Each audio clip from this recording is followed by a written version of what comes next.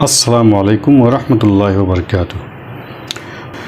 مختلف رشتے جو ماں باپ بھائی بہن نانا نانی دادا دادی پوتا پوتی ممانی یا مامی ماموں ممانی چاچا چچی کی شکل میں جو ہے وجود میں آتے ہیں۔ رشتہ داروں کو درجہ دے کر کے اس کا درجہ دے کر ان کی اہمیت اور عظمت کو جو ہے احترام کی بلندیوں پر اسلام نے پہنچا دیا ہے۔ کوئی بھی مذہب اور کوئی بھی جو ہے نظریہ اس کا تصور ہی نہیں کر سکتی تھی، اور اس کو الگ الگ درجہ دے کر عظمت و توقیر کی معراج تک پہنچا دیا ہے نا، جس کو صلہ رحمی کے نام سے تعبیر کیا ہے۔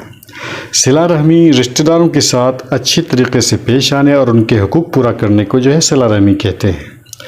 اس طرح رسول اکرم صلی اللہ علیہ وسلم نے فرمایا صلہ رحمی اور رشتہ داروں کے حقوق کو پورا کرنا جو ہے کیا ہے، ایمان کی ایک شاخ ہے۔ بس اللہ تعالیٰ نے فرمایا جو تجھے جوڑے گا میں اس سے جڑوں گا، جو تجھ سے کٹے گا میں اس سے کٹ جاؤں گا۔ اللہ ماں باپ کے حقوق کو پورا کرنے کے بعد رشتہ داروں کے ساتھ حسن سلوک سے پیش آنے کا حکم دیا ہے۔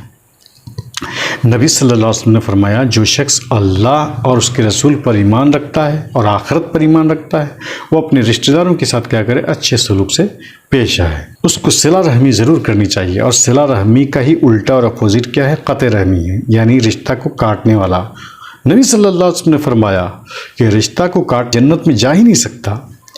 صلہ رحمی کے بہت سارے فائدے ہیں، اس سے عمر اور دولت میں جو اضافہ ہوتا ہے، نفرتیں کم ہوتی ہے، بھائی چارگی بڑھتی ہے، محبتیں بڑھتی ہیں، اور جو ہے کیا کہتے ہیں سیلف ریسپیکٹ کو جو ہے کیا کہتے ہیں کی حفاظت کرتی ہے۔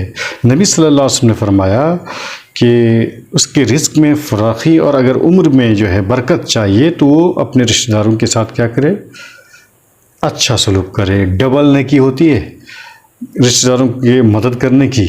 ایک تو یہ ہے کہ مدد کرنا خود نیکی ہے، دوسرے کہ اپنے رشتہ داروں کی اگر ہم مدد کرتے ہیں تو اس میں ڈبل نیکی ہو جاتی ہے۔ اور اس قوم پر رحمت نہیں اترتی، رسول اکرم صلی اللہ علیہ وسلم نے فرمایا کہ اس قوم پر رحمت نہیں اترتی جو رشتہ داری کو کاٹنے والا ہوتا ہے۔